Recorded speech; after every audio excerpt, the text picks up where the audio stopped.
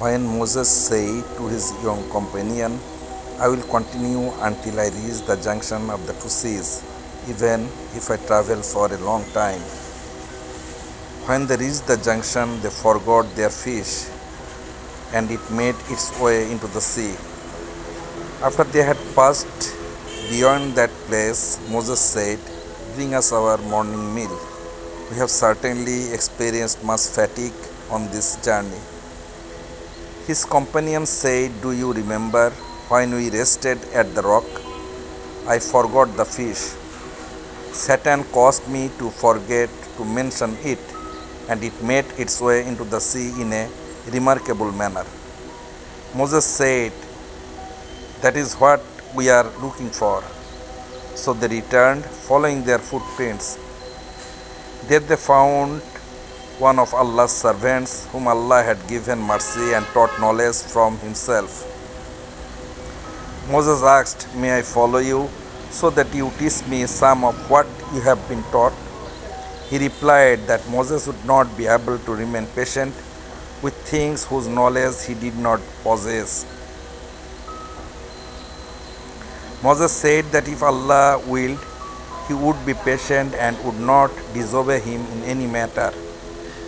The servant said that if Moses followed him, he should not ask about anything until the servant himself mentioned it. So they set out. When they board a ship, the servant damaged it. Moses said, Have you damaged it, so that its people may drown? You have certainly done a great thing. The servant reminded him of his warning that Moses would not be able to remain patient. Moses asked him not to blame him for what he had forgotten and not to make his matter difficult. Then they continued until they met a boy. The servant killed him. Moses said, Have you killed an innocent soul who had killed no one? You have certainly done a terrible thing. Again, the servant reminded him of his warning. Moses said that if he asked about anything after this, then he should no longer remain with him, and that he had received an excuse from him. Then they continued until they came to the people of a town.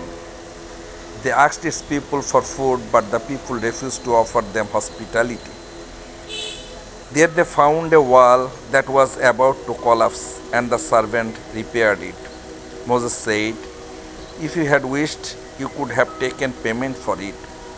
The servant said, This is the parting between me and you.